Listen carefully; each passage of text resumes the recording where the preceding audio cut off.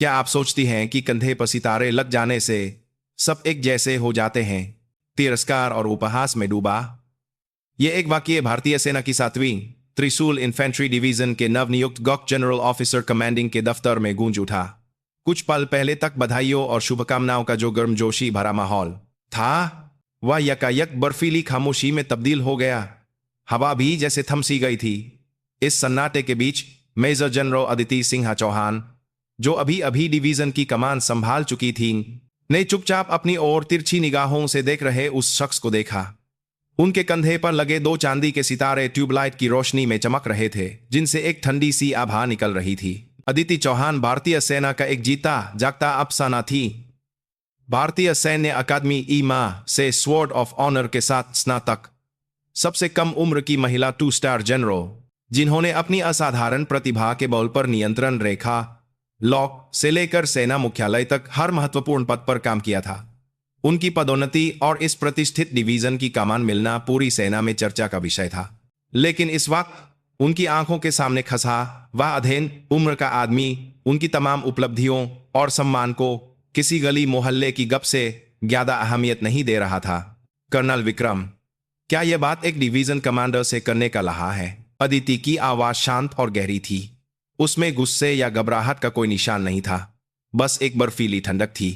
इस आवाज को सुनकर सवाल पूछने वाले शख्स त्रिशूल डिवीजन की नमवीं गरुड़ राइफल्स के commanding officer colonel Vikram Singh Rana की भौहें हल्की सी सिकुड़ गईं। कर्नल राणा का शरीर ऐसा था मानो वर्दी की सिलाई फट जाएगी।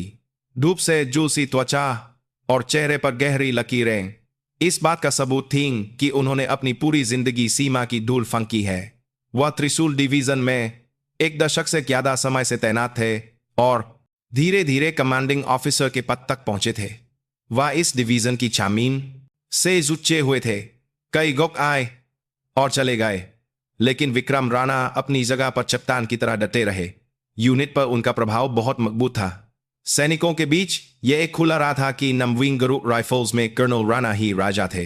मैं चाहता हूं मैडम गॉक, अगर मेरी बात का गलत मतलब निकाला गया। विक्रम राणा ने एक धूर्त लोमही की तरह बात बदलते हुए हल्का सा सिर झुकाया।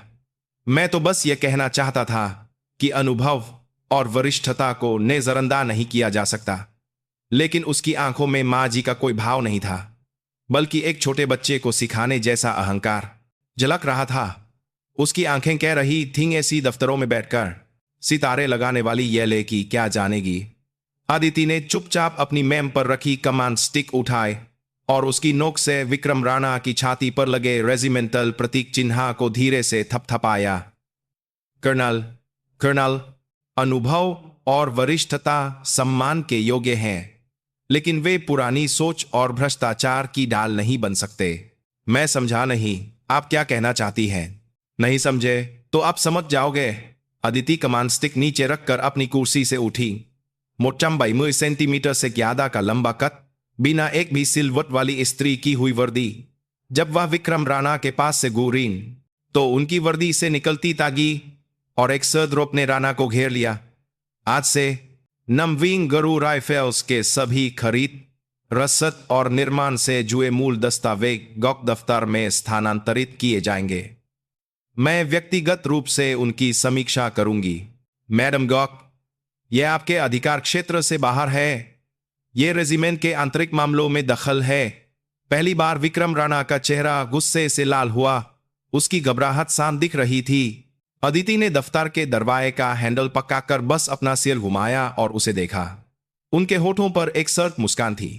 अधिकार क्षेत्र से बाहर, ठीक है, तो इसे ऐसे समझो, यह एक हुक्म है। क्या तुम इसकी नाफरमानी करोगे?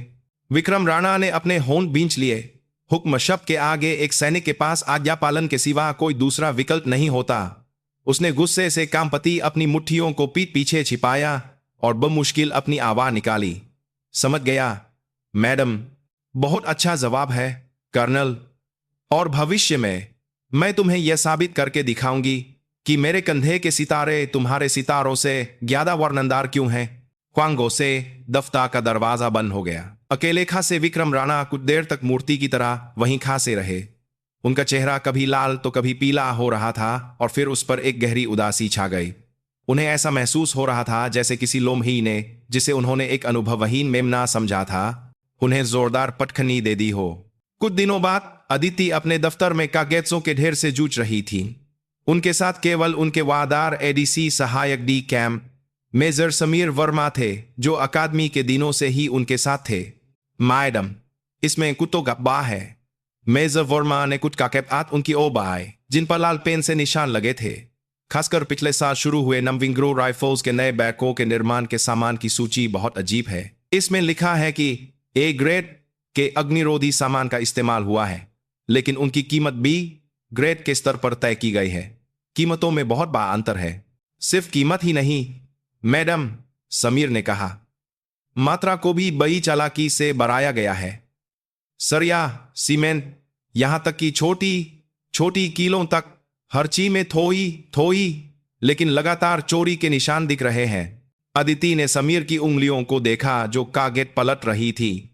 बूंद बूंद से सागर भरना। विक्रम राणा ने सेना की संपत्ति को इतने शातिर और सधे हुए तरीके से लूटा था कि कोई आसानी से पक्के नहीं सकता था। उसने एक ही बार में बड़ी चोरी करने की बेवकूफी नहीं की थी, बल्कि लंबे समय तक, जैसे दीमक लक्ष्य को खा जाती है, धीरे धीरे और लगातार अपनी दौलत जमा की थी। स्थानीय निर्माण का ठेका एक ही कंपनी के पास है, गुप्ता कंस्ट्रक्शंस। अफवाह है कि उसका मालिक महेश गुप्ता कर्नल राणा के गांव का पुराना दोस्त है। अफवाह। पता करो कि यह अफवाह सच है या नहीं, और इन सभी दस्तावेजों की फोटोकॉपी बनाकर अलग से सुरक्षित रखो। मूल फाइलें नमविंग्रो राइफल्स को वापस भेज दो। वापस भेज दें? मैडम, ये तो सबूत है, समीर ने हैरानी से पूछा। अगर कांटे में चारा ज्यादा देर तक लगा रहे तो मछली को शक हो जाता है, समीर। हमें ऐसा दिखाना होगा कि हमने ये कागजात देखे ही नहीं, कि हम कुछ नहीं जानते। तभी वो लापरवाह होंगे और कोई बड़ी गलती करेंगे। अदिति की आंखें अंधेरे में अपने शिकार को ताकते किसी शिकारी की तरह चमक उठी। वह विक्रम राणा के विशाल किले को गिराने के लिए मुख्य दरवाजे से नहीं, बल्कि सबसे छोटे और सबसे कम और सुराग से शुरुआत करने की योजना बना रही थी। उस रात देर तक गौक दफ्तर की बत्तियां जलती रही और दूर से एक साया उस पर नर रखे हुए था। वह नमविंग्रो राइफल्स के commanding officer colonel Vikram Rana थे। वह अपनी सरकारी गाजी से तीखे मुंह में एक ठंडी सिगरेट दबाए खसे थे। उन्होंने सिगरेट जलाई नहीं, बस उसके कावे स्वाद को महसूस करते हुए अंधेरे में उस रोशनी को घूरते रहे। आदिति चौहान, तुम क्या जानती हो मेरे बारे में, जो मुझे चुनौती देने चली हो? उसके दिमाग में दशकों पुरानी यादें कौन गईं, जब वह एक युवा सेकंड लेफ्टिनेंट था, बिना किसी सहारे के, सिर्फ अपनी वादारी और मेहनत के दम पर वह यहां तक पहुंचा था। उसने सीमा पर कीचस में जिंदगी गुजारी, ठंड से अपनी उंगलियां लगभग गंवा दी, और एक सैन्य अभ्यास के दौरान अपने एक जवान को खोने का दर्द भी सहा था। उसके लिए सेना ही उसकी जिंदगी थी और नमविंग्रो राइफल्स उसकी सल्तनत थी। और अब ना जाने कहां से आई एक जवान ला की उसकी सल्तनत को हिलाने की कोशिश कर रही थी। वह सैन्य सामान की चोरी से बनाई अपनी संपत्ति को सिर्फ एक अपराध नहीं मानता था। वह इसे अपनी कठिन सैन्य सेवा का एक जयहा इनाम और अपने लोगों की देखभाल का एक जरूरी चर्या मानकर खुद को तसल्ली देता था। उसने अपने वादार मातहतों की पार्टियों का खर्चा उठाया, मुश्किल में 5 अधिकारियों के घर शादी ब्याह में मदद की। उसने स्थानीय ठेकेदारों के साथ मिलकर ऊपर के अधिकारियों को यह रिपोर्ट दी कि उसने बजट बचाया है, और उस बचे हुए पैसे से अपनी सल्तनत को और मजबूत किया। वह मानता था कि सीमा पर काम करने का यही तरीका है। यह एक ऐसा तरीका था जिसे मेन पर बैठकर सिर्फ फाइलें पलटने वाले कभी नहीं समझ सकते। देखते हैं अदिति चौहान, तुम कब तक टिक पाती हो। विक्रम राणा ने चबाई हुई सिगरेट को खमीन पर फेंका और अपने जूते से कुचाल दिया, फिर अपनी गाजी को अंधेरे में ले गया। जम्मू कश्मीर की उस गहरी रात में त्रिशूल डिवीजन को घेरे हुए सन्नाटे के नीचे एक अनदेखे युद्ध की शुरुआत हो रही थी। 2 सितारों और एक अशोक स्तंभा के बीच बिना किसी समझौते की एक तनावपूर्ण जंग अभी शुरू ही हुई थी। अदिति ने महसूस कर लिया था कि सीधी ले आई काम नहीं आएगी। दस्तावेज वापस भेजे 1 हफ्ता बीत चुका था, लेकिन नमविंगरू राइफल्स में ऐसा सन्नाटा था मानो कुछ हुआ ही न हो। विक्रम राणा ने तो हद ही कर दी जब उसने पूरी तरह से व्यवस्थित अतिरिक्त दस्तावेजों का एक और बंडल गौक दफ्तार भिजवा दिया। वह एक ऐसी रिपोर्ट थी जिसमें एक भी गलती नहीं थी, जैसे किसी किताब से नकल की गई हो। वह हम पर हंस रहा है, मैडम, मेजर समीर वर्मा ने गुस्से पर काबू पाते हुए कहा। मुझे पता है, लेकिन गुस्सा करने की जरूरत नहीं है। जब पूंछ ज्यादा लंबी हो जाती है तो वह पैरों के नीचे आ ही जाती है।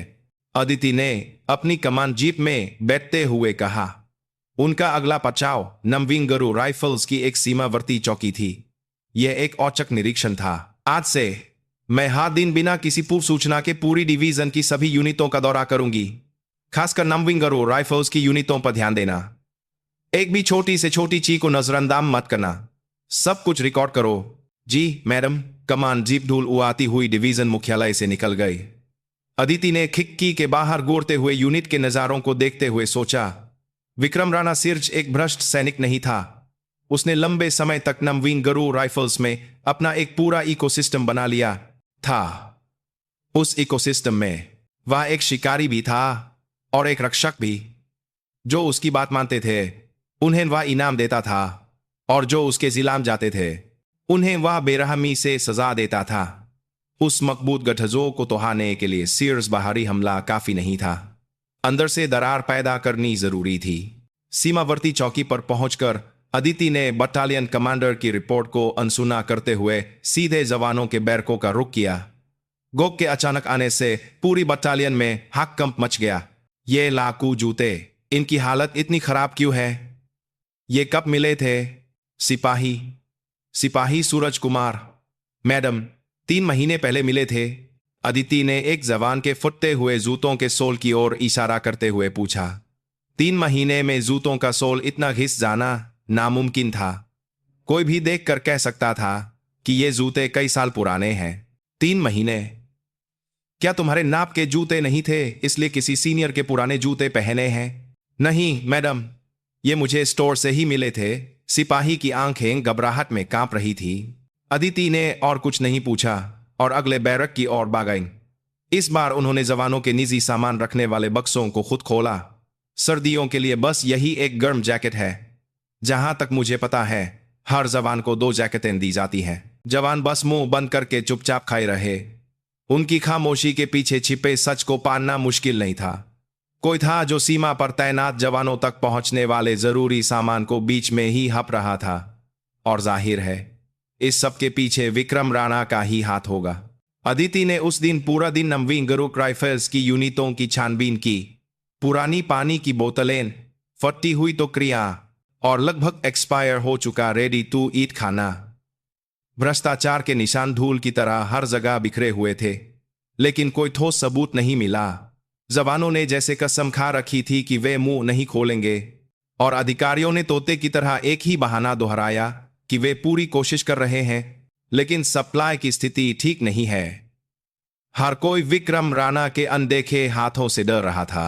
उस रात जब अदिति गौक दफ्तर लौटी तो मेजर समीर वर्मा ने एक उदास चेहरे के साथ रिपोर्ट दी। मैडम, जिस सीमावर्ती चौकी का आपने दौरा किया था वहां के स्टोर इंचार्ज का आज शाम अचानक तबादला कर दिया गया है। उसे नमविंगरू राइफल्स के मुख्यालय में रसद विभाग में नियुक्त किया गया है। इतनी जल्दी चाल चल दी अदिति के मुंह से एक कप भी हंसी निकली। यह इस बात का सबूत था कि उसकी हर हरकत की खंबर विक्रम राणा तक पहुंच रही थी। नमविंगरू राइफल्स एक विशाल मगजी का जाला था, और वह उस जाले में फंसी एक तितली की तरह थी। उसके पंखों की हर एक फनफाहत सीधे मक्की तक पहुंच रही थी। समीर, हमारी तरफ से कोई भरोसेमंद आदमी है? कोई ऐसा जो नमविंगरू राइफल्स के अंदरूनी मामलों को अच्छी तरह जानता हो, लेकिन विक्रम राणा के रंग में न रंगा हो? मुश्किल है मैडम। ज्यादातर लोग या तो कर्नल राणा से जूझे हुए हैं या फिर उससे डरते हैं। कहीं तो कोई होगा, कोई ऐसा जो अन्याय को देखकर भी चुप रहने पर मजबूर हो, लेकिन अंदर ही अंदर इंतकाम की आग में जल रहा हो। हमें ऐसे ही किसी को ढूंढना होगा। अदिति ने अपनी मेम की दराम से एक पुरानी तस्वीर निकाली। यह ईमा के दिनों की तस्वीर थी जिसमें वह अपने बैचमेट्स के साथ थी। सभी के चेहरे पर एक तागी और जुनून था। तस्वीर में एक शख्स ने उसके कंधे पर हाथ रखा हुआ था और खुलकर मुस्कुरा रहा था। सूबेदार मेजर बलवंत सिंह। मेजर समीर ने धीरे से कहा, आप सप्लाई और मेंटेनेंस यूनिट में तैनात सूबेदार मेजर बलवंत सिंह की बात कर रही हैं? हाँ। क्या वह अभी इसी रेजिमेंट में है? जी मैडम। वह सप्लाई और मेंटेनेंस कंपनी में एडमिनिस्ट्रेटिव और क्वार्टर मास्टर इंचार्ज हैं। लेकिन समीर ने अपनी बात अधूरी छोड़ दी। लेकिन क्या? कहा जाता है कि कर्नल विक्रम राणा के साथ उनके संबंध अच्छे नहीं हैं। मैंने सुना है कि कुछ साल पहले सूबेदार मेजर बलवंत ने रसद में भ्रष्टाचार का मुद्दा उठाया था, लेकिन उल्टा उन्हें ही झूठे आरोप में सजा मिलने वाली थी। अफवाह थी कि इसके पीछे कर्नल राणा का हाथ था। अच्छा, तो ये बात है। अदिति की आंखें चमक उठी। आखिरकार मिल गया। मगजी के जाले को काटने वाली तेमधार सूबेदार मेजर बलवंत सिंह। वह अदिति से 2 साल सीनियर थे। अकादमी के दिनों में वह एक गरीब और बिना किसी सहारे वाली जूनियर कैडेट अदिति को अपनी छोटी बहन की तरह मानते और उसकी देखभाल करते थे। अन्याय को बर्दाश्त न करने वाले उनके स्वभाव के कारण उन्हें धर्मराज के नाम से जाना जाता था। यह तथ्य कि उन्होंने विक्रम राणा के भ्रष्टाचार को उजागर करने की कोशिश की और असफल रहे, इस बात का सबूत था कि वह अभी भी जिंदा थे। उनकी चौजी आत्मा अभी टूटी नहीं थी। अगले दिन अदिति ने सादे कब्जों में राजौरी शहर के एक छोटे से ढाबे में गईं। वहां सूबेदार मेजर बलवंत सिंह पहले से ही उनका इंतजार कर रहे थे। वर्दी के बिना वह समय के थपेचों से गुरे हुए लग रहे थे। अकादमी के दिनों की वह तागी कहीं खो गई थी। जय हिंद मैडम गो। नहीं, आदिति। बलवंत सिंह अजीब तरह से मुस्कुराते हुए अपनी जगह से उठे। आराम से बैठिए बलवंत जी, यहां हम जौज में नहीं है। अदिति ने भी मुस्कुराते हुए जवाब दिया और बैठ गईं। दोनों के बीच कुछ देर के लिए एक अजीब सी खामोशी छा गई। ये अतीत की यादों और वर्तमान की हकीकत के बीच का फासला था। बहुत मुश्किल हुई होगी, है ना? अदिति ने खामोशी तोजी।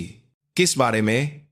मैडम, मैंने सुना है कर्नल विक्रम राणा की वजह से आपको बहुत परेशानी झेलनी पाई। मांग करना। मुझे और पहले आना चाहिए था।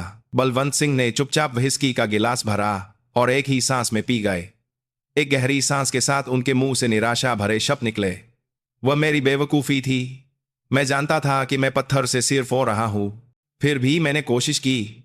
अब सब बेकार लगता है। बस चुपचाप अपनी पेंशन का इंतजार कर रहा हूं। नहीं, बेकार नहीं है। आपने उस वक्त जो बीज बोया था वह अब अंकुरित होने वाला है। मैं उसे पानी और खाद दूंगी।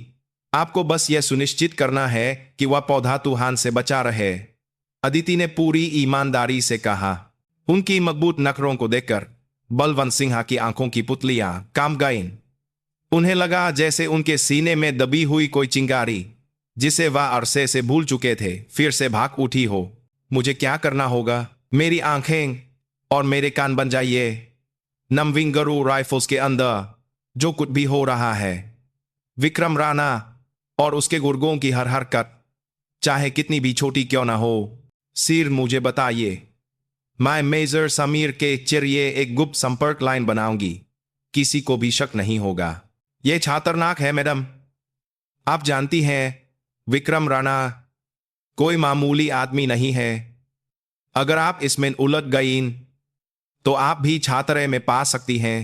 मैं जानती हूं कि यह खतरनाक है, लेकिन अगर हम वर्दी वाले ये खतरा नहीं उठाएंगे तो कौन उठाएगा?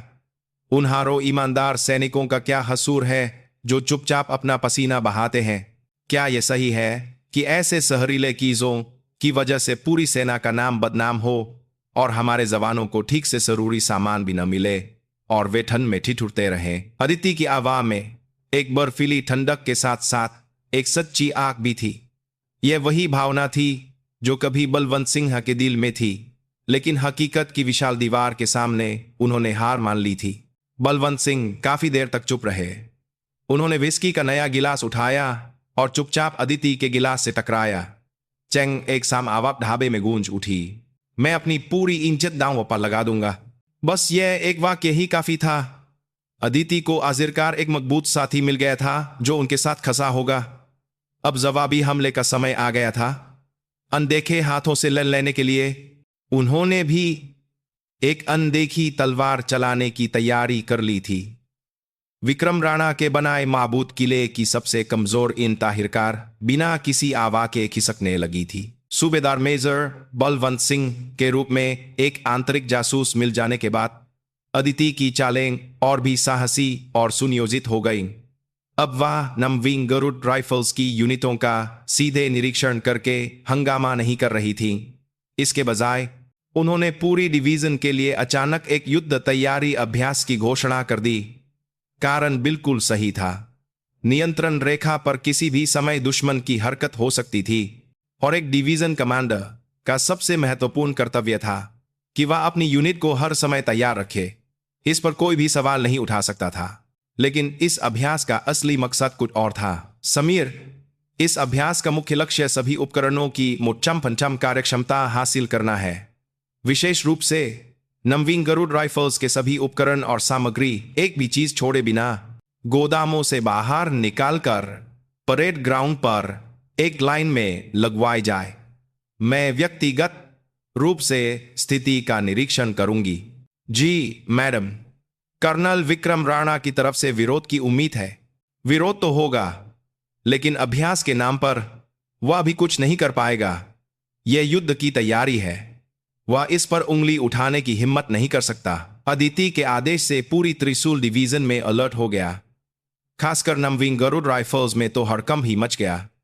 रेजिमेंट के सभी बख्तरबंद वाहन, ट्रक, तोपें और यहां तक कि गोदामों में गहरे रखे संचार उपकरण, जनरेटर और फावड़े और टिफिन बॉक्स तक सभी सैन्य सामान परेड ग्राउंड पर ले आया गया। विक्रम राणा सीधे गोक दफ्तर दौड़े आए। मैडम गोक, ये क्या हो रहा है? अभी कोई युद्ध तो नहीं छिड़ा है, फिर भी आप सारा सामान बाहर निकलवा रही हैं। इससे अभ्यास की प्रभावशीलता कम होगी और उपकरणों में अनावश्यक टूट फूट होगी। उनका चेहरा गुस्से से तमतमा रहा था। अदिति ने शांति से उनके द्वारा दिए गए विरोध पत्र को लिया और बगल में रख दिया। कर्नल, क्या तुम युद्ध छिड़ने पर भी प्रभावशीलता और उपकरणों की टूट फूट की चिंता करोगे? जब दुश्मन के गोले सिर पर गिर रहे होंगे, तब भी क्या तुम ये कहकर लड़ने से इनकार कर दोगे कि यह एक अप्रभावी लड़ाई है? मेरा मतलब वह नहीं था। मैं अपनी आंखों से देखना चाहती हूं कि हमारी शर्ट का आखिरी बटन भी ठीक से लगा है या नहीं। तुम्हारे द्वारा जमा किए गए कागजों के अनुसार नमविंग गरुड़ राइफल्स की उपकरण कार्यक्षमता 93.93% है, जो लगभग उत्तम है। मैं उस उत्तम हकीकत को अपनी आंखों से देखना चाहती हूं। इसमें क्या समस्या है? क्या कागजों और वास्तविक स्थिति में कोई अंतर है जिससे तुम्हें कोई परेशानी हो रही है? अदिति की ठंडी निगाहों ने विक्रम राणा की आंखों में सीधे झांका। विक्रम राणा एक पल के लिए अवाक रह गए। अपने मन की चोरी को छिपाने के लिए उन्होंने जबरदस्ती खांसा। ऐसी कोई बात नहीं है तो फिर अच्छा है। अपनी रेजिमेंट में वापस जाओ और अभ्यास की तैयारी में जुट जाओ। अदिति ने फिर से कागजों की ओर देखना शुरू कर दिया, जैसे कि अब बात करने लायक कुछ बचा ही ना हो। विक्रम राणा अपमान से अपने होंठ चबाते हुए गोक दफ्तर से बाहर निकल गए। उन्होंने अपने दफ्तर लौटते ही अपने रसद अधिकारी लेफ्टिनेंट कर्नल हेमंत को बुलाया।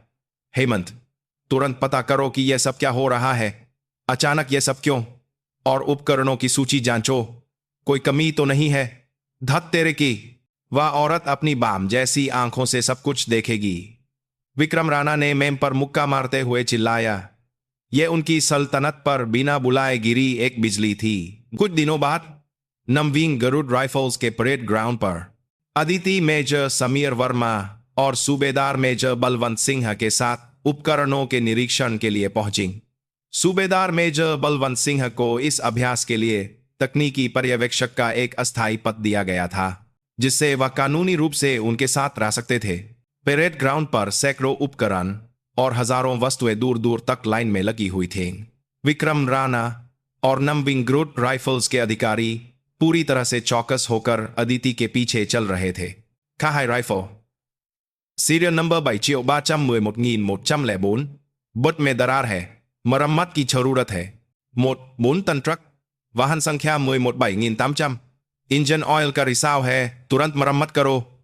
P90 व्यक्तिगत रेडियो सेट 12 यूनिट काम नहीं कर रहे हैं, क्या इसकी कोई रिपोर्ट थी? अदिति एक बांग की तरह तेज नजरों से उपकरणों का निरीक्षण कर रही थीं और समस्याओं को इंगित कर रही थीं।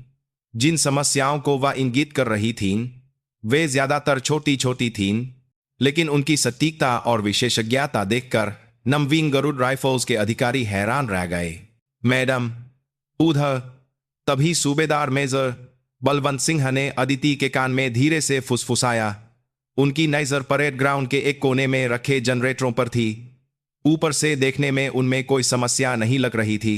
अदिति जनरेटरों की ओ गाइन। फिर वह एक जनरेटर के पास झुकीं और एक टॉर्च से उसके अंदर झांकने लगीं। कर्नल, यह जनरेटर आखिरी बार कब चलाया गया था? कल अभ्यास की तैयारी के लिए इसका परीक्षण किया गया था। प्रदर्शन अच्छा है, विक्रम राणा ने आत्मविश्वास से जवाब दिया। अच्छा, अदिति ने मुस्कुराते हुए कहा और उठ खड़ी हुई। फिर उन्होंने अपने लैकू जूते से जनरेटर के ईंधन टैंक पर धीरे से ठोकर मारी। कंग एक खोखली आवाज परेड ग्राउंड में गूंज उठी। प्रदर्शन तो अच्छा है, लेकिन इसका ईंधन कहाँ गया? विक्रम राणा का चेहरा सैद पड़ गया। आसपास खड़े अधिकारी भी घबराए हुए लग रहे थे। कागजों के अनुसार सभी जनरेटरों में तांबे से ज्यादा ईंधन भरा होना चाहिए था। लगता है सिर्फ यही जनरेटर नहीं है। क्यों न सभी की जांच की जाए? अदिति के कहने पर जवानों ने दौड़कर सभी जनरेटरों के ईंधन टैंकों की जांच शुरू कर दी। परिणाम चौंकाने वाला था। आधे से ज्यादा जनरेटरों के ईंधन टैंक लगभग खाली थे। यह सब क्या है, कर्नल? क्या यह सिर का कब्जों पर मौजूद भूतिया ईंधन है? वाह, शायद प्रभारी की गलती से हुआ होगा। मैं इसे तुरंत ठीक करवाता हूं। विक्रम राणा ने ठंडे पसीने में भीगते हुए बहाना बनाया। लेकिन अदिति ने उनसे और कोई सवाल नहीं पूछा। इसके बजाय उन्होंने सूबेदार मेजर बलवंत सिंह को एक इशारा किया। सूबेदार मेजर चुपचाप आगे आए और एक जनरेटर का इंजन कवर खोला। फिर उन्होंने इंजन के एक विशेष हिस्से की ओर इशारा किया। मैडम गॉक, यह पुर्जा मूल रूप से स्टेनलेस स्टील मिश्र धातु से बना एक नया पुर्जा होना चाहिए, लेकिन अभी जो लगा है वह कई साल पहले बंद हो चुका एक पुराना कच्चा लोहे का पुर्जा है। क्या? अदिति की आवाज बर्फीली हो गई। लगता है कि काकेंजों पर नए पुर्जे बदलने की रिपोर्ट दी गई और असल में कबार होने वाले पुराने पुर्जों से बदल दिया गया, और जो नए पुर्जे चुराए गए वे शायद कहीं बाहर बाजार में बेच दिए गए होंगे।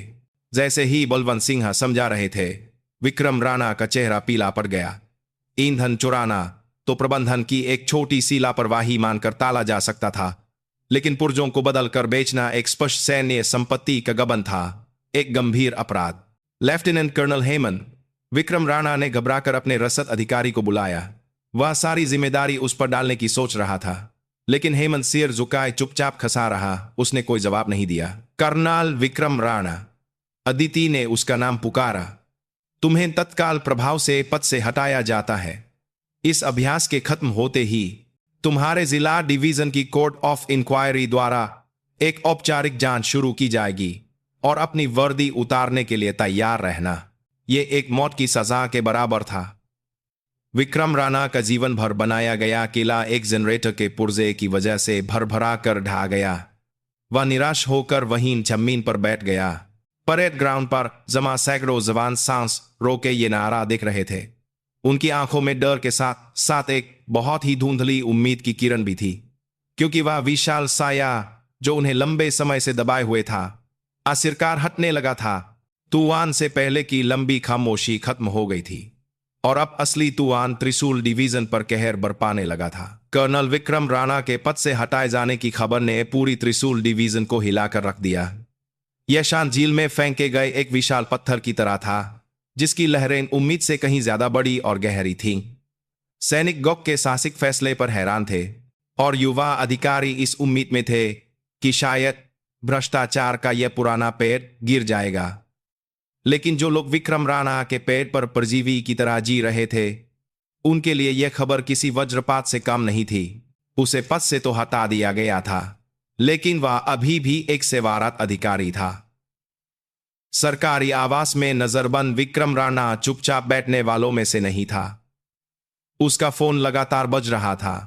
पिछले कई सालों में उसने जो मक्कट जाल बुना था वह अब अपना असली रंग दिखा रहा था। मैं विक्रम राणा बोल रहा हूं। अरे यार, मामला थोड़ा बिगड़ गया है।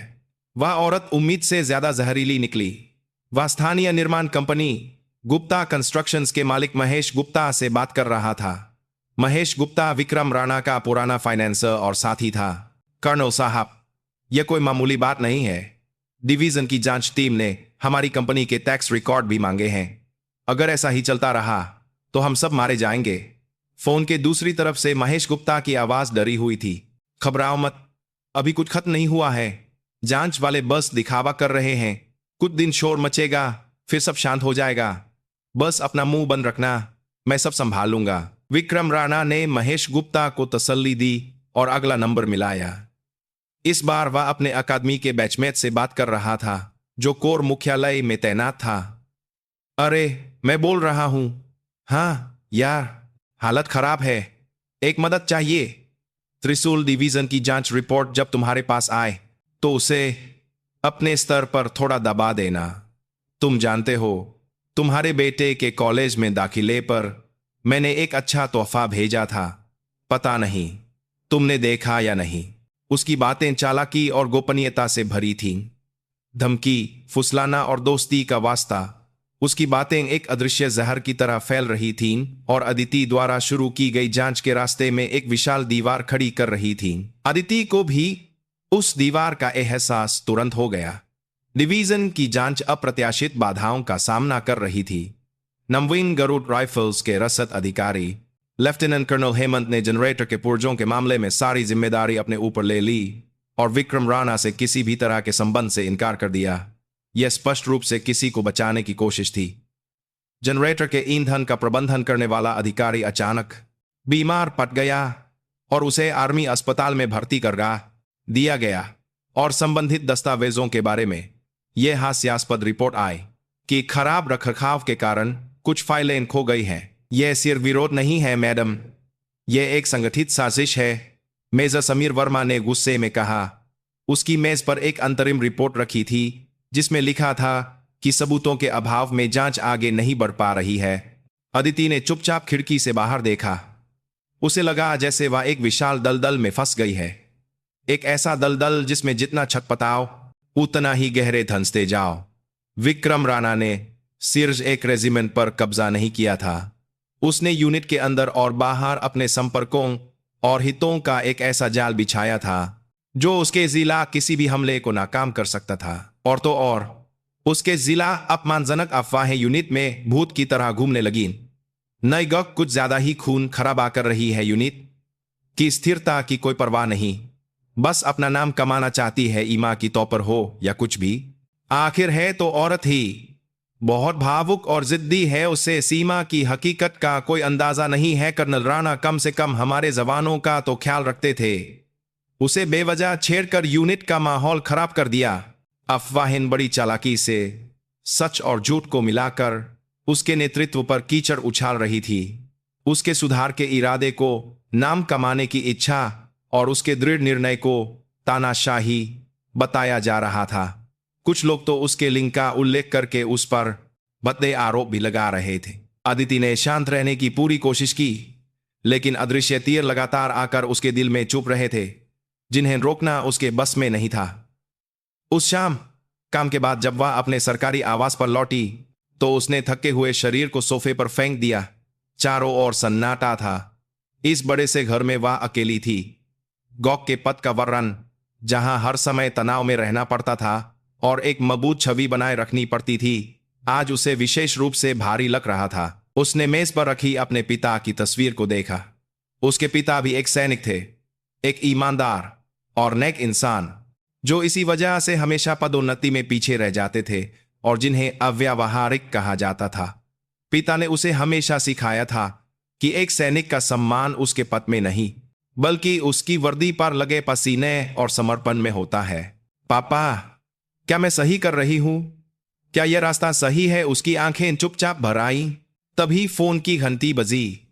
कोर कमांडर का स्टाफ ऑफिसर था। मैडम, कमांडर साहब आपकी मेहनत को अच्छी तरह जानते हैं, लेकिन उन्होंने चिंता जताई है कि यूनिट में अनावश्यक संघर्ष का लंबा खींचना हमारी युद्ध तैयारियों पर बुरा असर डाल सकता है। कमांडर साहब का संदेश है कि इस मामले को रेजिमेंट कमांडर को बदलकर शांति से खत्म कर दिया जाए। फोन पर बात तो विनम्रता से की गई थी, लेकिन उसका संदेश स्पष्ट रूप से एक दबाव था। इस मामले को और मत उछालो, यहीं खत्म कर दो। यह इस बात की पुष्टि थी कि विक्रम राणा की अदृश्य दीवार कोर मुख्यालय तक फैली हुई थी। अदिति ने फोन रखा और आंखें बंद कर ली। उसे लगा जैसे वह चारों तरफ से दुश्मनों से घिर गई है। उसे शिद्दत से महसूस हो रहा था कि हकीकत की विशाल दीवार के सामने उसकी न्याय की भावना और सिद्धांत कितने बेबस हैं। हार मान लेने का प्रलोभन एक सांप की तरह उसके मन को जकड़ रहा था। थोड़ा सा समझौता करने से सब कुछ आसान हो सकता था, लेकिन जैसे ही उसने आंखें बंद कीं, उसे उस जवान सिपाही की घबराई हुई आंखें याद आ गईं जो फटे हुए जूते पहने हुए था। उसे सीमा पर तैनात वे जवान याद आए जो फटी हुई टोपी पहने ठंड में कांप रहे होंगे। एक कमांडर के रूप में जिसकी जिम्मेदारी उनकी रक्षा करना था, वह इस तरह पीछे नहीं हट सकती थी। उसने फिर से फोन उठाया। इस बार उसने कोर मुख्यालय को फोन नहीं किया, उसने भारतीय सेना मुख्यालय में फोन किया, एक ऐसे व्यक्ति के दफ्तर में जिसका वह अकादमी के दिनों से ही बहुत सम्मान करती थी। जय हिंद, मेजर जनरल अदिति चौहान बोल रही हूं। इस समय परेशान करने के लिए मानी चाहती हूं सर, मुझे आपसे कुछ जरूरी बात करनी है। उसने अपना आखिरी पत्ता खेलने का फैसला किया था। इस दलदल से निकलने का एकमात्र सहारा यह एक सड़ी हुई रस्सी होगी या स्टील का तार, कोई नहीं जानता था, लेकिन वह उस रस्सी को पकड़कर चट्टान पर चढ़ने के लिए तैयार थी। विक्रम राणा द्वारा खड़ी की गई मजबूत दीवार को वह अब सामने से नहीं, बल्कि एक ऐसी दिशा से गिराने की तैयारी कर रही थी जिसकी किसी ने कल्पना भी नहीं की होगी। अदिति ने अपनी आखिरी उम्मीद के तौर पर जिसे फोन किया था, वह थे सेना मुख्यालय के इंस्पेक्टर जनरल ब्रांच के प्रमुख ब्रिगेडियर अर्जुन शर्मा। वह सेना में एक ईमानदार और सख्त अधिकारी के रूप में जाने जाते थे, जो किसी भी बाहरी दबाव के आगे नहीं झुकते थे। वह अदिति के पिता के सक्रिय सेवा के दिनों में उनके एकमात्र करीबी दोस्त भी थे। अदिति, तुम्हारी आवाज सुनकर लग रहा है कि मामला कोई मामूली नहीं है। ब्रिगेडियर शर्मा की आवाज गहरी और गंभीर थी। अदिति ने बिना कुछ छिपाए उन्हें सारी स्थिति समझाई।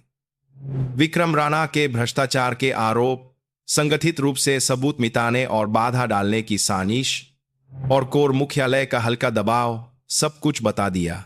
फोन के दूसरी तरफ से कुछ देर खामोशी छाई रही। फिर ब्रिगेडियर शर्मा ने कहा, ठीक है, मुझे तुम्हारे पिता का चेहरा याद आ रहा है। वह भी ऐसे ही अकेले लते लते आखिर में उन्होंने अपनी बात पूरी नहीं की। फिलहाल तुम अपने स्तर पर जो कुछ भी कर सकती हो करो, लेकिन तायादा जोखिम मत लेना। मैं मदद करने का कोई तरीका ढूंढता हूं, लेकिन इसमें थोड़ा समय लगेगा।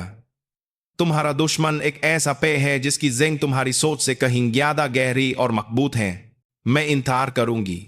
धन्यवाद सर। फोन रखकर अदिति को लगा जैसे उसे एक रोशनी की किरण दिख गई हो।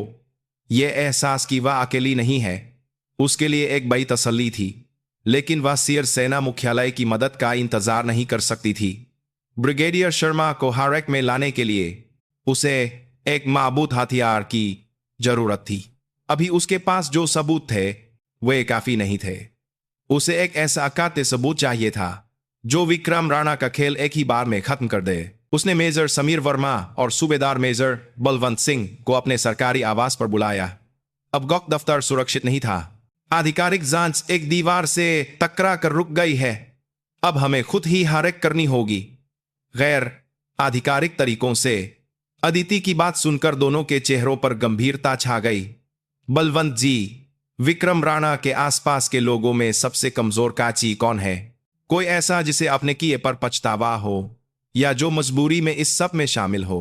सूबेदार मेजर बलवंत सिंह कुछ देर सोचते रहे। उनके दिमाग में कई चेहरे घूर गए। नमविंगरू राइफल्स के सप्लाई डिपो में फ्यूल स्टोर का इंचार्ज हवलदार आलोक मिश्रा है। उसका एक बच्चा है जो बहुत बीमार है और उसके इलाज का खर्चा बहुत ज्यादा है। लेकिन कुछ समय से ये अफवाह है कि वह अपनी हैसियत से महंगी विदेशी गाजी चला रहा है। मिल गया। अदिति की आंखें चमक उठी। बीमार बच्चा और अचानक आया हुआ पैसा, यही उसकी कमजोरी है और यहीं से हमें रास्ता मिलेगा। मैं उससे मिलकर देखता हूं, सूबेदार मेजर बलवंत सिंह ने कहा। एक साथी एनकॉ और एक सीनियर होने के नाते मैं शांति से उससे बात करने की कोशिश करूंगा। यही करना, लेकिन बरसती बिल्कुल मत करना। हमें यह दिखाना होगा कि हम उसे ससा नहीं बल्कि उसे बचाना चाहते हैं ताकि वह अपना दिल खोल सके।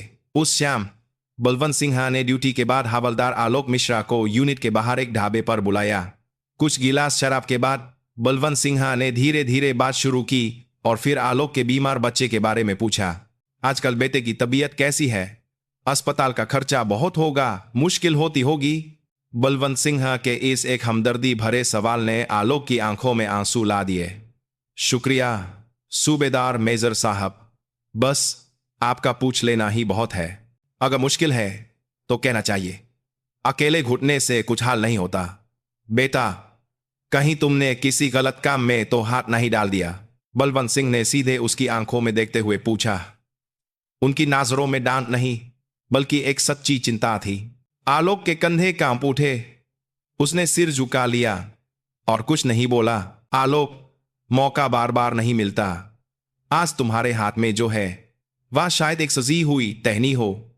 अगर उसे पक्का कर बैठे रहे तो तुम अकेले नहीं बल्कि तुम्हारा पूरा परिवार उस दलदल में धंस जाएगा। बलवंत सिंह की बात एक तीर की तरह आलोक के दिल में चुभ गई।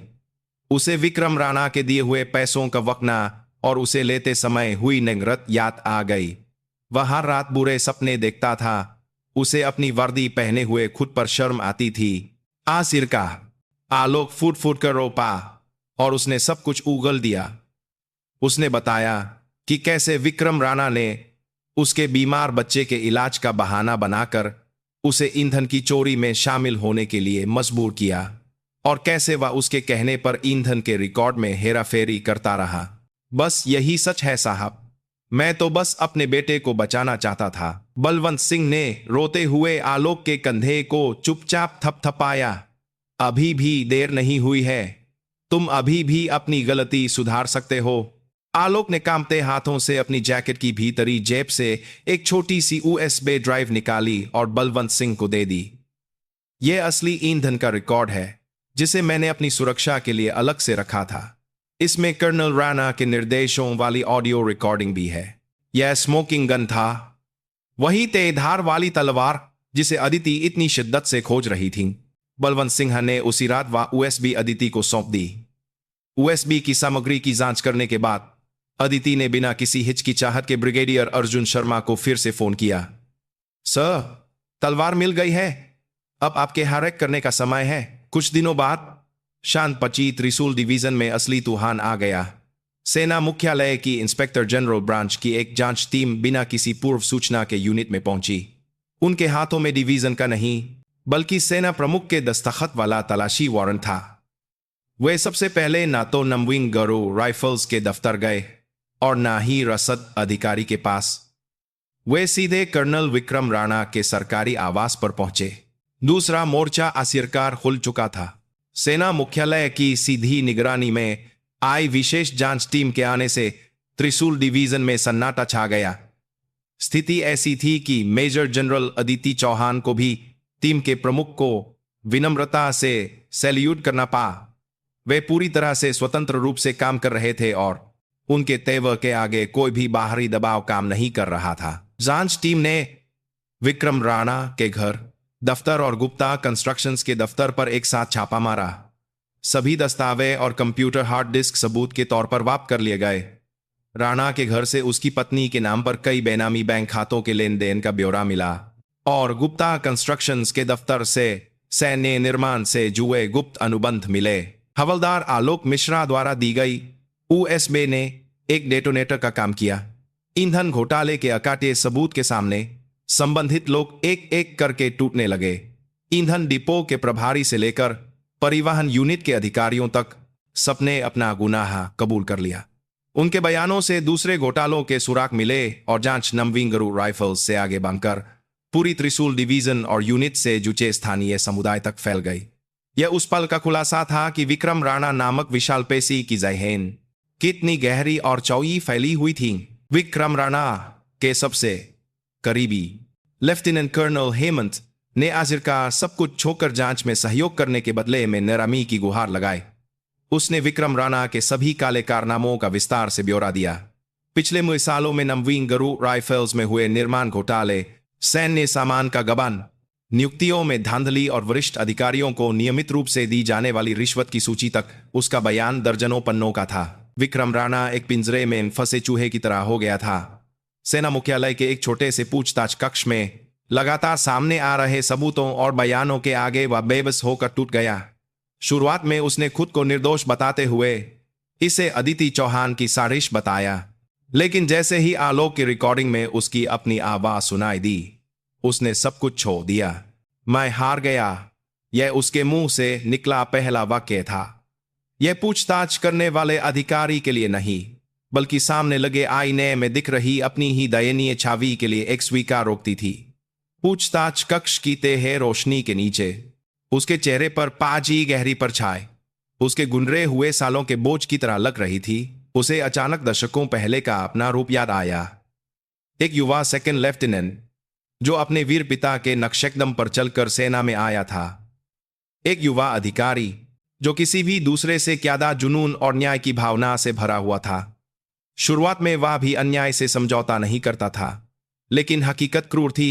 उसने सेना के भीतर की उस सी हुई व्यवस्था को देखा जहां योग्यता से ज्यादा संपर्क और काबिलियत से ज्यादा सिफारिश काम करती थी। उसने देखा कि कैसे उसके ईमानदार साथी पदोन्नति में पीछे रह जाते थे और चापलूसी करने वाले आगे बैठ जाते थे। सबसे बड़ा मोड़ तब आया जब उसका एक बहुत ही प्रिय जवान एक अभ्यास के दौरान खराब उपकरण की वजह से मारा गया और ऊपर के अधिकारियों ने अपनी जिम्मेदारी से बचने के लिए सब कुछ दबाने की कोशिश की। तभी वह बदलने लगा। सिर्फ न्याय से कुछ भी नहीं बचाया जा सकता।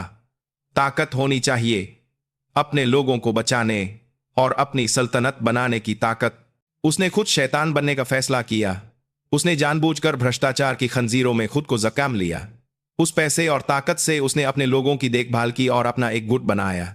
वह जानता था कि यह तरीका गलत है, लेकिन उसे विश्वास था कि इस क्रूर दुनिया में जीवित रहने और अपने लोगों को बचाने का यही एकमात्र तरीका है। उसका भ्रष्टाचार जीवित रहने की एक छटपटाहट और एक विकृत विश्वास का परिणाम था। क्या तुम्हें पछतावा है? पूछताछ करने वाले के सवाल पर वह काफी देर तक चुप रहा। पछतावा, उस शब्द का वक्रान उसके कंधों पर भारी पार रहा था। मेरा बेटा कहता है कि वह सैनिक बनना चाहता है। वह मेरे जैसा एक शानदार सैनिक बनना चाहता है। उसकी आवाज कांप रही थी। क्या मैं कभी उसके सामने एक इज्जतदार पिता बन पाऊंगा? उसकी आंखों से आंसू की एक गर्म बूंद बाहर निकली। यह एक ऐसे आदमी के पूरी तरह से टूटने का क्षण था जो जीवन भर सिर मजबूत बनकर जिया था। कुछ दिनों बाद अदिति को रिपोर्ट मिली कि सारी जांच पूरी हो चुकी है।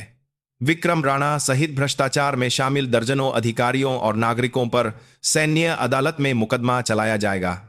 त्रिशूल डिवीजन की जिस से एक बड़ी सर्जरी हुई थी। अदिति ने अपने गोक दफ्तर से बाहर परेड ग्राउंड को देखा। जवान अभी भी अभ्यास में लगे हुए थे और यूनिट अपनी सामान्य दिनचर्या में लौट आई थी, लेकिन वह जानती थी कि बहुत कुछ बदल गया है। तभी मेजर समीर वर्मा ने धीरे से कहा, मैडम, कर्नल विक्रम राणा आपसे एक बार मिलना चाहते हैं। अदिति एक पल के लिए हिचकिचाई। वह एक विजेता की तरह व्यवहार नहीं करना चाहती थी, लेकिन उसे लगा कि इस कहानी को समाप्त करने के लिए उसे उससे मिलना चाहिए। कैदियों के कपड़े पहने और हथकड़ी लगाए विक्रम राणा एक पूछताछ कक्ष में उसका इंतजार कर रहा था। कुछ हफ्ते पहले की वह अकेन जब उसने कहा था कि कंधे पर सितारे लग जाने से सब एक जैसे नहीं हो जाते, कहीं गायब हो चुकी थी। वह सिरहा एक थका हुआ और बूढ़ा कैदी लग रहा था। कुछ कहना है? अदिति ने पहले पूछा। विक्रम राणा ने धीरे धीरे सिर उठाकर उसे देखा। उसकी आंखों में अब अहंकार या गुस्सा नहीं था, बस एक गहरी शून्यता और पछतावा था। तुम जीत गई। उसकी आवाज फटी हुई थी। मैं नहीं जीती। एक सैनिक के सिद्धांतों और सम्मान की जीत हुई है। शायद मैंने कभी नहीं सोचा था कि मेरा तरीका गलत है, लेकिन अब मैं अपने बेटे का सामना नहीं कर सकता। मैं सोचता हूं कि अगर मैंने तुम्हारे जैसे किसी कमांडर के अधीन काम किया होता तो शायद मैं अपने बेटे के लिए एक ज्यादा ईमानदार पिता बन पाता। वह अपनी जगह से उठा और अदिति के सामने झुक गया। हद तक जी लगे हाथ अजीब लग रहे थे, लेकिन उसके कार्य में ईमानदारी थी। मैं तहे दिल से माची मांगता हूं और धन्यवाद। उसने ये नहीं बताया कि वह किस बात के लिए धन्यवाद कर रहा है। अदिति ने भी नहीं पूछा। शायद वह उसे रोकने के लिए धन्यवाद कर रहा था, इससे पहले कि वह और गहरे गड्ढे में गिरता। अदिति के रूप में आए एक बाई में तूफान ने सब कुछ खत्म कर दिया। शायद इसी के लिए अदिति ने चुपचाप उसे सैल्यूट किया। यह एक हारे हुए व्यक्ति के लिए विजेता का सम्मान नहीं था, यह एक ऐसे वरिष्ठ सैनिक के लिए अंतिम सम्मान था जो कभी उसी रास्ते पर चला था, लेकिन उसने एक अलग रास्ता चुना। तूफान गुर चुका था। अब घावों को भरने और खंडहरों पर नई उम्मीदें बनाने का समय था। यह रास्ता शायद अब तक की लय से ज्यादा लंबा और कठिन होगा, लेकिन अदिति डरी हुई नहीं थी, क्योंकि उसने तूफान के केंद्र में सबसे महत्वपूर्ण चीज को बचा लिया था, और वह थी एक सैनिक का सम्मान। विक्रम राणा के युग के अंत के साथ ही त्रिशूल डिवीजन में एक बड़ा खालीपन और गहरी खामोशी छा गई। यह शांति नहीं थी, बल्कि तूफान के बाद के खंडहरों पर पसरा सन्नाटा था। यूनिट का सम्मान मिट्टी में मिल चुका था और सैनिकों के बीच अविश्वास और निराशा का कोहरा फैल गया था। जिस सेना में कमांडरों पर भरोसा टूट जाता है, वह रेत के ढेर की तरह हो जाती है, जो हर्रा से झटके से बिखर सकती है। अदिति इस सच्चाई को किसी से भी बेहतर जानती थी। भ्रष्टाचार की जड़ों को काटना तो बस शुरुआत थी। अब उनके सामने घावों को भरने और टूटे हुए भरोसे को फिर से बनाने का और भी मुश्किल काम था। उनका पहला कदम संवाद था। उन्होंने गोक के पद की भारी भरकम वर्दी को कूदने के लिए उतारा और सबसे निचले स्तर पर सीधे चली गईं। बिना किसी पूर्व सूचना या लाभ लश्कर के वह नियंत्रण रेखा की एक अग्रिम चौकी की मेस में पहुंची। सैनिकों की तरह ही थाली में दाल चावल लेकर जब वह एक जवान के सामने बैठ गईं, तो मेस का सारा शोर एक पल में थम गया। मेजर जनरल साहिबा, आप यहां?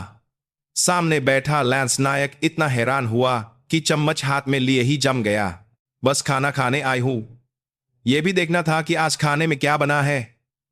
अरे वाह, राजमा चावल और साथ में खीर, यह तो मेरा पसंदीदा है। अदिति ने सहजता से मुस्कुराते हुए खाना शुरू किया। उनके इस सरल व्यवहार से जमा हुआ माहौल धीरे धीरे पिघलने लगा। उन्होंने खाना खाते खाते जवानों से बात की। अभ्यास कैसा चल रहा है? जरूरी सामान ठीक से मिल रहा है या नहीं? सर्दियों की तैयारी पूरी है? ये कोई बड़े सवाल नहीं थे। वह एक बड़ी बहन या किसी रिश्तेदार की तरह छोटी छोटी और रोजमर्रा की बातें पूछ रही थी। लड़ाकू जूते सबको नए मिल गए? जी मैडम, कुछ दिन पहले ही सबको नए जूते दिए गए हैं। इतने आरामदायक जूते पहनकर तो जौत में पहली बार मां आया है। एक सिपाही के जवाब पर आसपास से हंसी की आवाजें आईं। चलो, अच्छा है, पैर आरामदायक होंगे तभी तो लड़ने की ताकत आएगी। और कोई परेशानी है? कोई भी सुझाव हो तो बेझिझक अभी बताओ। जो मैं हाल कर सकती हूं उसे तुरंत हाल करवा दूंगी। उनकी बात सुनकर एक जवान ने हिम्मत करके हाथ उठाया। जय हिंद। सिपाही रमेश कुमार। मैडम, हमारे बैरक के बाथरूम में शॉवर का प्रेशर बहुत कम है, नहाने में बहुत दिक्कत होती है। इस गंभीर लेकिन माएदार सुझाव पर पूरी मेस ठाकों से गूंज उठी। अदिति भी खुलकर हंसीन। ठीक है, मैं तुरंत इंजीनियरिंग कोर को भेजकर कल तक इसे ठीक करवाती हूं, बल्कि नया और आधुनिक शॉवर ही लगवा देती हूं। यह मेरा वादा है। उन्होंने उस दिन पूरा समय जवानों के साथ बिताया, साथ में खाना खाया, साथ में कैंटीन जाकर आइसक्रीम खाए और शाम को बैरकों में बैठकर उनकी परेशानियां सुनी। उनके जाने के बाद जवानों के बीच एक खामोश बदलाव आने लगा। टू स्टार जनरल की एक दूर और ऊंची छवि की जगह हमारी बात सुनने वाली कमांडर की एक नई पहचान बन रही थी। लेकिन सिर जवानों का दिल जीतना काफी नहीं था। ज्यादा जरूरी था कि डगमगाते हुए अधिकारियों के संगठन को फिर से खसा किया जाए। कुछ दिनों बाद उन्होंने पूरी डिवीजन के अधिकारियों और JCOs, जूनियर कमीशन्ड ऑफिसर्स को परेड ग्राउंड पर बुलाया। सुबह की ठंडी हवा में जब सैकड़ों अधिकारी खड़े थे, अदिति मंच पर आई। उनकी दृढ़ आवाज बिना माइक के भी पूरे परेड ग्राउंड में गूंज रही थी। मैं आज यहाँ आप सबको सजा देने या डांटने के लिए नहीं खजी हुई हूं। उन्होंने धीरे धीरे एक एक अधिकारी के चेहरे को देखा। चिंता, शक, नाराजगी और एक धुंधली सी उम्मीद, हर तरह की भावनाएं मिली जुली थीं। हमारी त्रिशूल डिवीजन एक बीमारी से गोरी है। एक कमांडर के गलत विश्वास ने पूरी यूनिट को बीमार कर दिया और बहुत से लोगों ने या तो उसका साथ दिया या चुप रहे। इसका नतीजा यह हुआ कि हमने एक सैनिक के रूप में अपना सबसे कीमती सम्मान और विश्वास खो दिया। उनकी आवाज में एक गाप की ताकत थी, लेकिन सैजी हुई टहनी को काटने के दर्द का मतलब यह नहीं है कि पूरा पेड़ मर जाता है, बल्कि यह एक मौका है कि हम और भी स्वस्थ और मजबूत नई शाखाएं उगाएं। मैं आज आप सबको वही मौका देना चाहती हूं। वह मन से नीचे उतरीं और अधिकारियों के बीच धीरे धीरे चलने लगीं। अगर कोई है जो अतीत की गलतियों में शामिल था, लेकिन अब सच्चे दिल से पश्चाताप करता है और यूनिट का सम्मान वापस पाने के लिए खुद को समर्पित करना चाहता है, तो मैं उसे कोई सवाल नहीं पूछूंगी, बल्कि मैं उसके साहस की सराहना करूंगी और उसे नई त्रिशूल डिवीजन बनाने में एक महत्वपूर्ण जिम्मेदारी दूंगी। उनकी इस असाधारण घोषणा से अधिकारियों में हलचल मच गई, लेकिन उनकी आवाज फिर से ऊंची हो गई। अगर भविष्य में किसी ने भी जवानों के पसीने और आंसुओं का इस्तेमाल अपनी जेब भरने के लिए किया या सेना के सम्मान को कलंकित किया, तो मैं अपनी पूरी ताकत लगा दूंगी कि वह फिर कभी यह वर्दी न पहन सके। यह मेरा वादा है और यह एक ऐसा नियम है जिसका आप सभी को पालन करना होगा। भाषण खत्म होने के बाद कुछ देर तक भारी खामोशी छाई रही। तभी एक लेफ्टिनेंट कर्नल आगे आए और अदिति को सैल्यूट किया। जय हिंद। नमविंगरू राइफल्स के second in command lieutenant colonel Arjun Rawat. Madam गॉक के आदेशानुसार मैं नई त्रिशूल डिवीजन बनाने के लिए अपना सब कुछ समर्पित कर दूंगा। वह विक्रम राणा के समय के एक ऐसे अधिकारी थे जो उनकी गलत नीतियों का विरोध करते थे और इसी वजह से हमेशा पदोन्नति से वंचित रह जाते थे। उनके इस साहसी कदम के बाद जगह जगह से मैं भी आपके साथ हूं की आवाजें उठने लगीं। ये आवाजें धीरे धीरे एक होकर एक विशाल गर्जना में बदल गईं, जिसने पूरे परेड ग्राउंड को हिलाकर रख दिया। उसी दोपहर अदिति ने खाली पाए नमविंगरू राइफल्स के कमांडिंग ऑफिसर के पद पर अर्जुन रावत को कर्नल के पद पर पदोन्नत करके नियुक्त कर दिया। यह एक असाधारण नियुक्ति थी। यह उनका एक मजबूत संदेश था कि अब से नियुक्ति का आधार रिश्तेदारी, दोस्ती या सिफारिश नहीं, बल्कि शीर्ष योग्यता और ईमानदारी होगी। नए कमांडिंग ऑफिसर के नेतृत्व में नमविंगरू राइफल्स तेजी से स्थिर होने लगी। पुराने उपकरणों को नए से बदला गया और दिखावे के अभ्यासों की जगह वास्तविक युद्ध जैसे अभ्यास शुरू हुए। सबसे महत्वपूर्ण बात यह थी कि यूनिट को घेरे हुए अविश्वास का कोहरा छटने लगा और हम भी कर सकते हैं का एक स्वस्थ आत्मविश्वास पनपने लगा। बेशक सब कुछ आसान नहीं था। अभी भी कुछ लोग थे जो छिपकर विक्रम राणा को याद करते थे और अदिति के सुधारों से नाखुश थे, लेकिन वे समय के विशाल प्रवाह को नहीं रोक सकते थे। जैसे गंदा पानी निकल जाने पर साफ पानी भर जाता है। त्रिशूल डिवीजन बहुत धीरे धीरे लेकिन निश्चित रूप से बदल रही थी।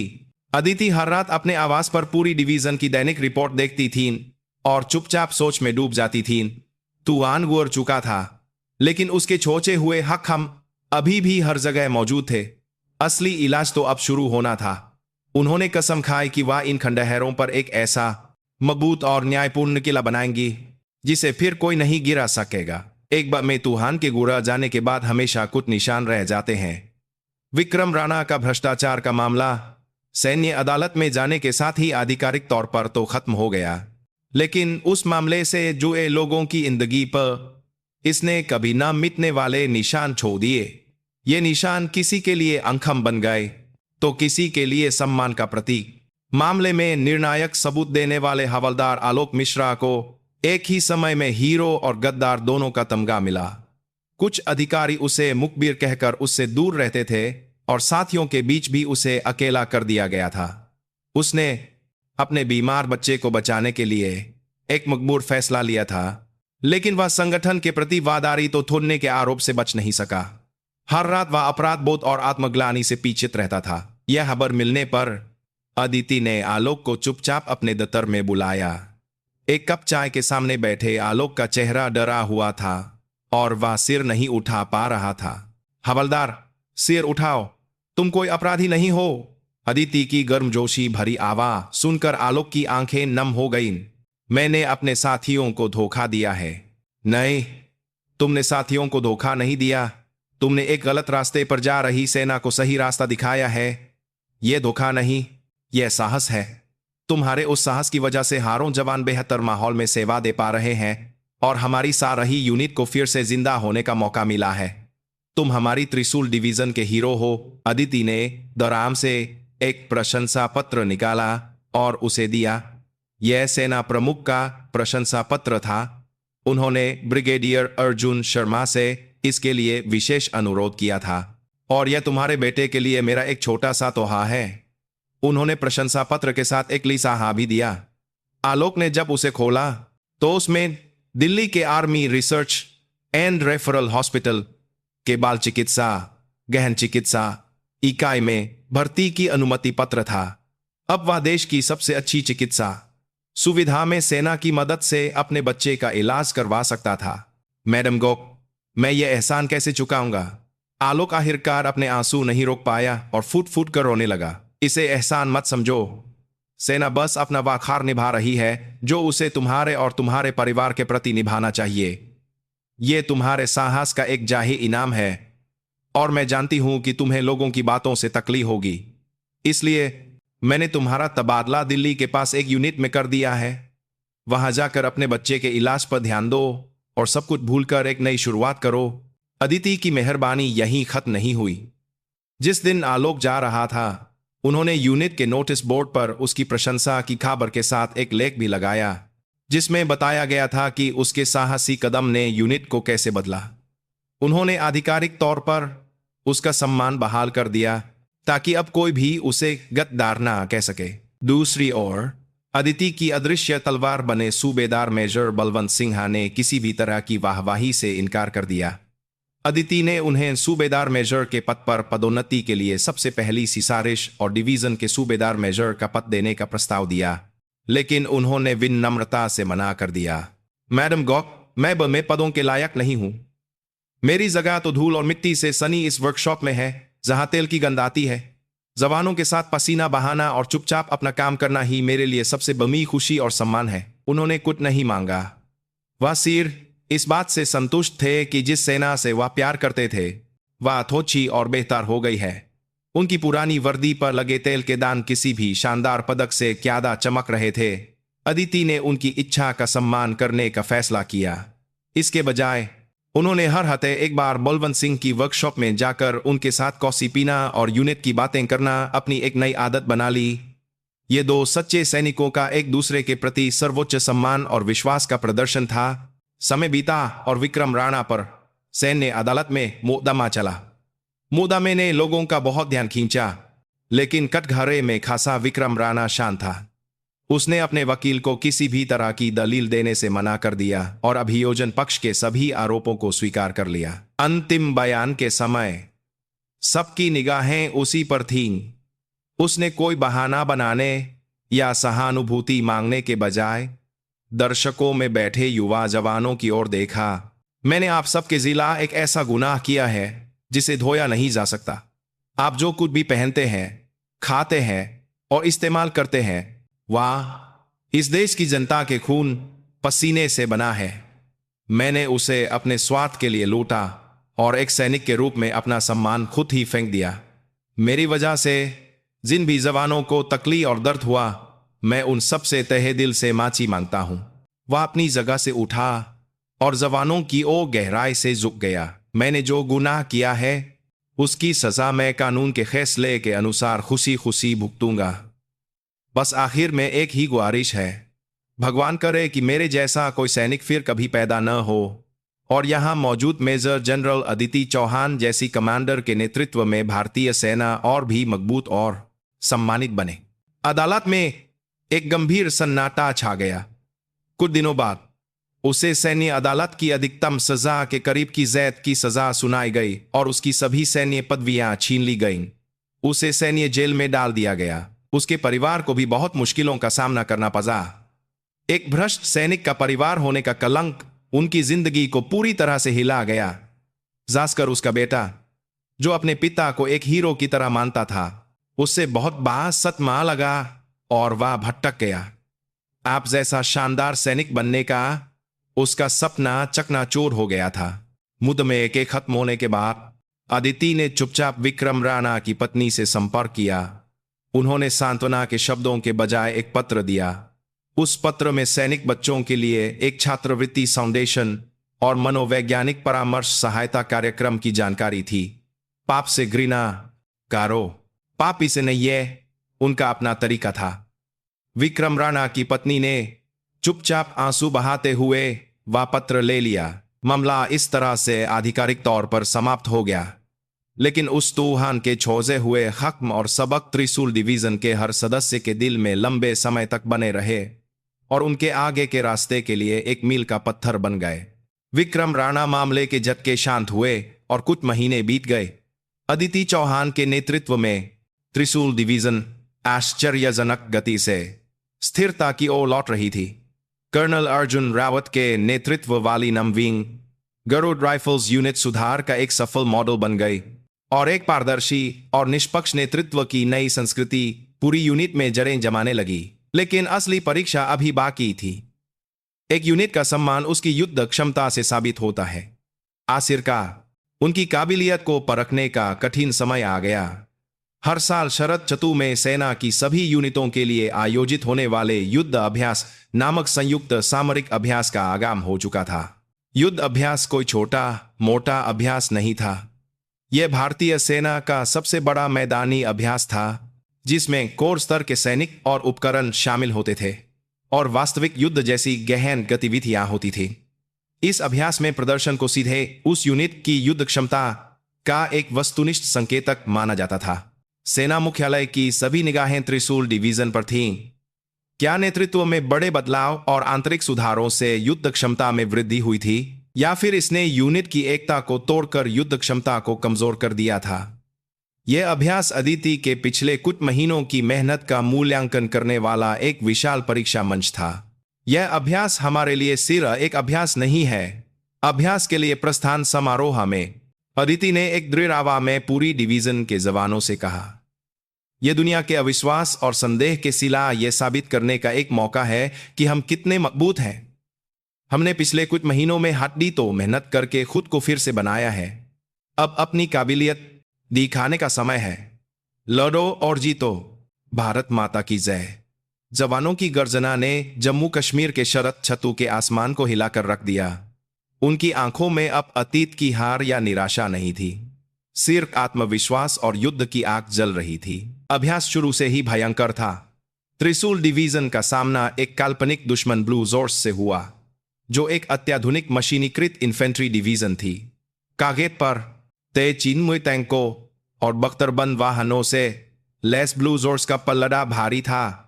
कई सैन्य विशेषज्ञों ने त्रिशूल डिवीजन की हार की भविष्यवाणी की थी, लेकिन जब अभ्यास शुरू हुआ तो स्थिति बिल्कुल अलग निकली। अदिति ने पुरानी सभी युद्ध योजनाओं को रद्द कर दिया और इलाके का फायदा उठाते हुए साहसी और अप्रत्याशित रणनीति अपनाई। विशेष रूप से भ्रष्टाचार का गढ़ रही नमविंग गरुड़ राइफल्स कर्नल अर्जुन रावत के नेतृत्व में पूरी तरह से बदल चुकी थी। सभी यूनिट ध्यान दें, दुश्मन की मुख्य सेना आ घाटी में प्रवेश कर रही है। पहली बटालियन बे पहाड़ी से घूमकर दुश्मन के किनारे पर हमला करेगी। दूसरी बटालियन से ऊंचाई पर घात लगाकर उनका रास्ता रोकेगी। तीसरी बटालियन अपनी वर्तमान स्थिति पर एक मजबूत रक्षा पंक्ति बनाकर दुश्मन को क्यादा से क्यादा अपनी ओर आकर्षित करेगी। अर्जुन रावत के आदेश स्पष्ट और बेधड़क थे। अब यह वह निष्क्रिय यूनिट नहीं थी जो सिर्फ ऊपर से आदेश का इंतजार करती थी। यह एक जीवन संगठन बन चुकी थी, जहां मिनी कमांडरों के जैसलों का सम्मान किया जाता था और सभी सदस्य एक साथ मिलकर काम करते थे। जवानों ने नए बुलेट प्रूफ जैकेट और संचार उपकरण पहने हुए थे और अनुशासित तरीके से हरकत कर रहे थे।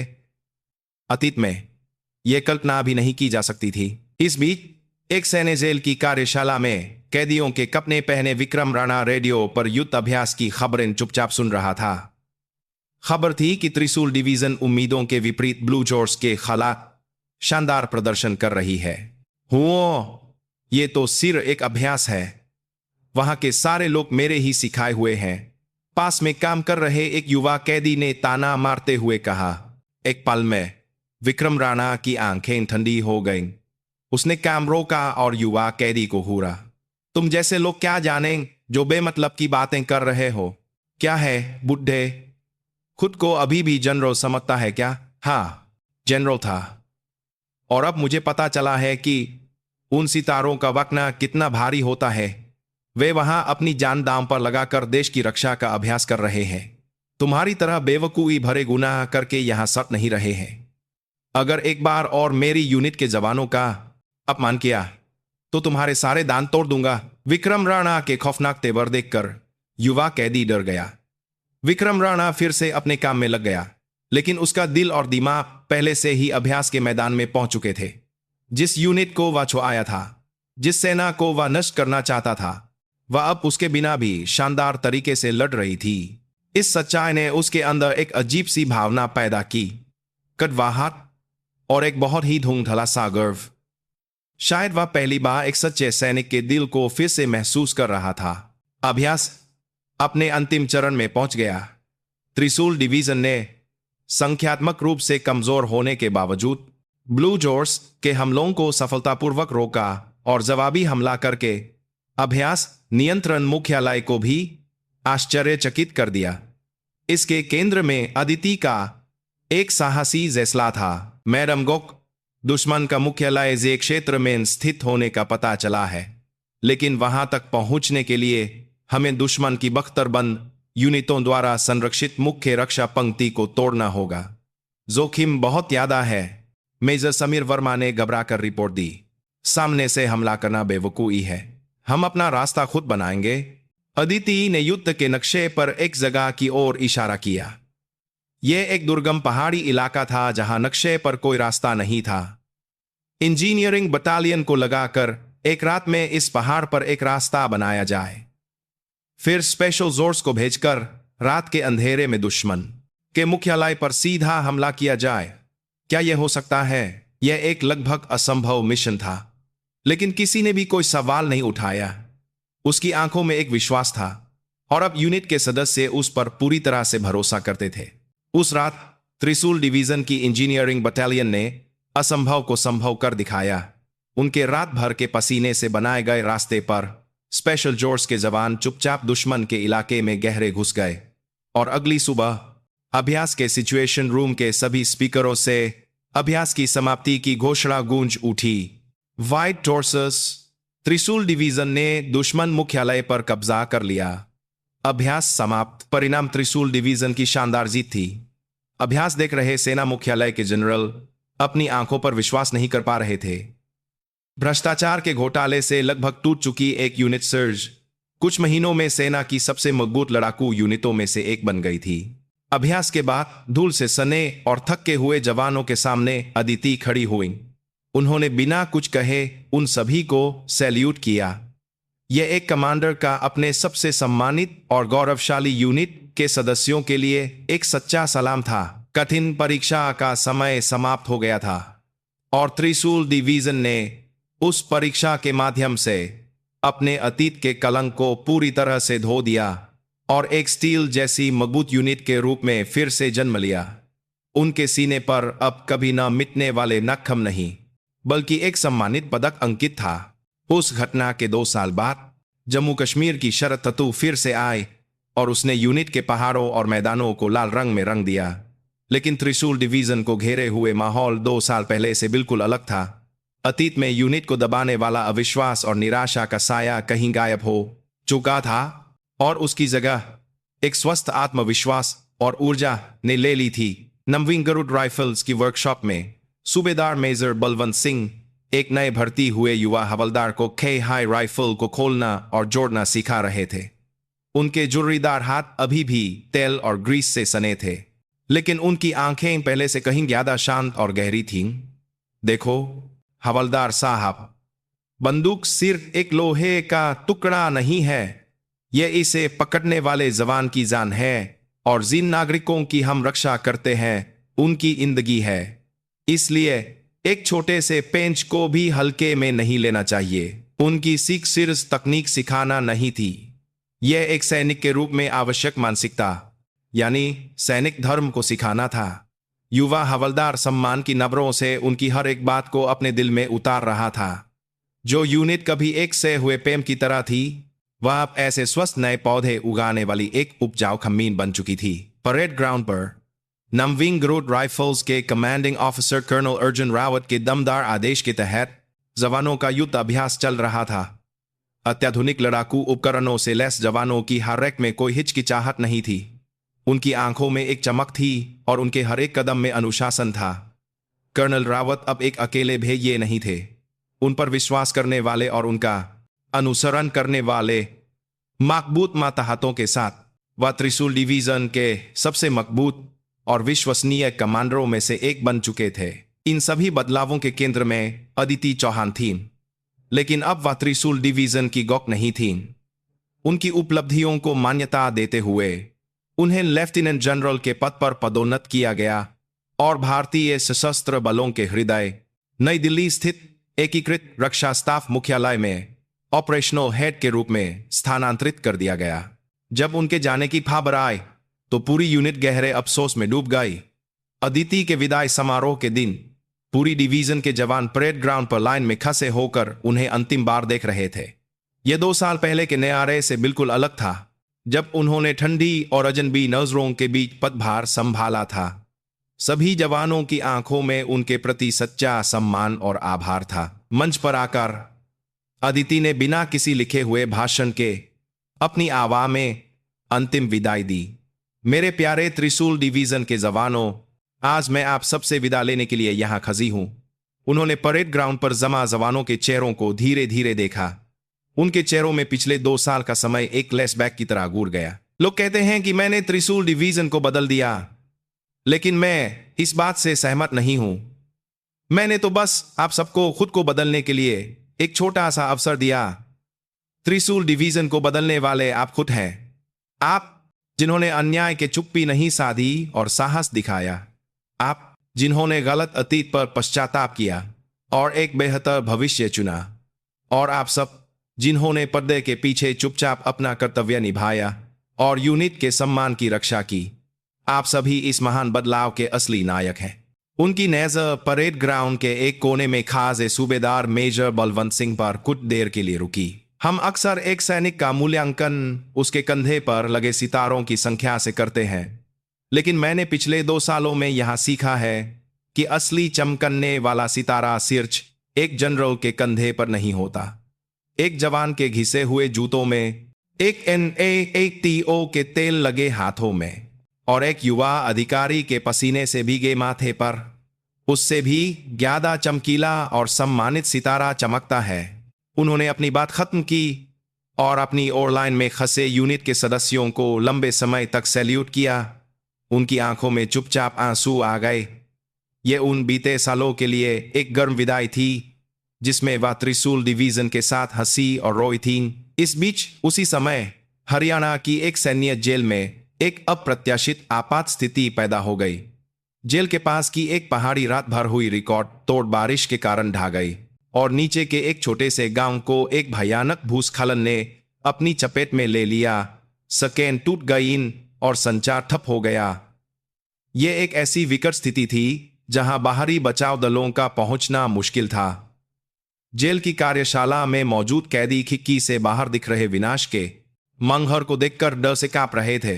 तभी कैदी नंबर 22 विक्रम राणा अपनी जगह से उठ खसा हुआ। क्या कर रहे हो? तुरंत अपनी जगह पर बैठो, जेलर चिल्लाया, लेकिन उसने कोई परवाह नहीं की। उसने अपने कैदी के कपड़े फाफे और उन्हें मजबूती से बांध लिया। फिर आसपास के दूसरे कैदियों से चिल्लाकर कहा, बाहर लोग दबे हुए हैं, हमें उन्हें बचाना होगा। जिन लोगों के हाथ पैर अभी भी सलामत हैं, वे सब मेरे पीछे आओ। उसकी चीख में उसके पुराने कमांडिंग ऑफिसर वाले दिनों का रौब और करिश्मा था। जेलरों के मना करने के बावजूद वह कुछ कैदियों को लेकर बरसती बारिश में कीचक के अंदर कूद गया। घटनास्थल पर पहुंचते ही वह तुरंत एक कमांडर में बदल गया। दशकों तक सीमा पर कमाया गया। उसका अनुभव आपदा स्थल पर काम आया। तुम उस तरफ टूटे हुए तटबंध को देखो और तुम यहां आकर मेरे साथ दबे हुए लोगों को ढूंढो।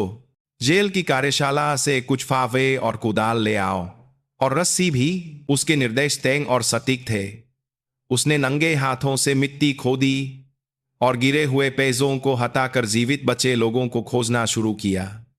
जिन हाथों से उसने कभी अपनी दौलत के लिए सैन्य सामान चुराया था, उन्हीं हाथों से अब वह एक भी जान बचाने के लिए जी जान से लगा हुआ था। कुछ देर बाद उसे एक बच्चे के रोने की हल्की आवाज सुनाई दी। आवाज एक पुराने अस्तबल से आ रही थी जो किसी भी पल ढा सकता था।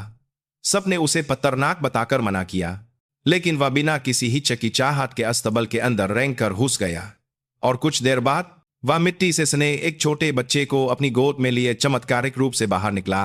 जैसे ही उसने बच्चे को उसके माता पिता की गोद में दिया, ठीक उसी पल उसके पीछे अस्तबल भर भरा कर ढह गया। उस दिन विक्रम राणा और कैदियों के प्रयासों से गांव के मुंह से ज्यादा लोगों की कीमती जानें बचाई जा सकी। यह खबर बाद में मीडिया में आई, लेकिन उसका उल्लेख सिर्फ एक पूर्व सैनिक कैदी के रूप में किया गया। कुछ दिनों बाद जेल के मुलाकात कक्ष में कमजोर दिख रहे विक्रम राणा के सामने उसका बड़ा हो चुका बेटा बैठा था। कुछ देर तक एक अजीब सी खामोशी छाई रही। बेटा अपने पिता से नाराज था और पिता के पास अपने बेटे का सामना करने की हिम्मत नहीं थी। मैंने खबर देखी, बेटे ने मुश्किल से बात शुरू की।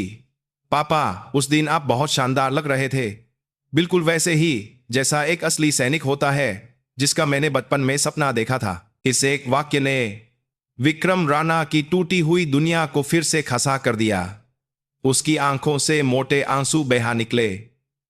उसने अपना पद, सम्मान और दौलत सब कुछ खो दिया था, लेकिन ठीक उसी पल उसने दुनिया की सबसे कीमती चीज वापस पा ली थी, और वह थी उसके बेटे का सम्मान।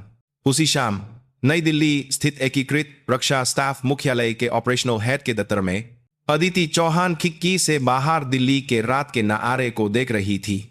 उनकी मेन पर एक रिपोर्ट रखी थी। यह सैन्य जेल के पास हुए भूस्खलन के बचाव कार्य पर एक अनौपचारिक रिपोर्ट थी। रिपोर्ट की आखिरी पंक्ति में लिखा था, कैदी 72 का आज बलिदान। उन्होंने चुपचाप रिपोर्ट बंद की और मेम पर रखी अपने पिता की तस्वीर को देखा, और फिर वह हल्की सी मुस्कुराई। उन्होंने एक भ्रष्ट जनरल को साथ दी थी, लेकिन साथ ही शायद उन्होंने एक रास्ता भटके हुए सैनिक को भी बचाया था।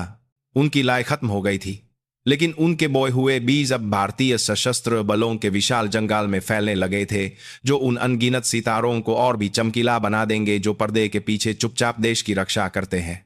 एक सच्चे सैनिक का सम्मान सिर कंधे पर नहीं रहता, बल्कि दिल में बस से विश्वास से पूरा होता है।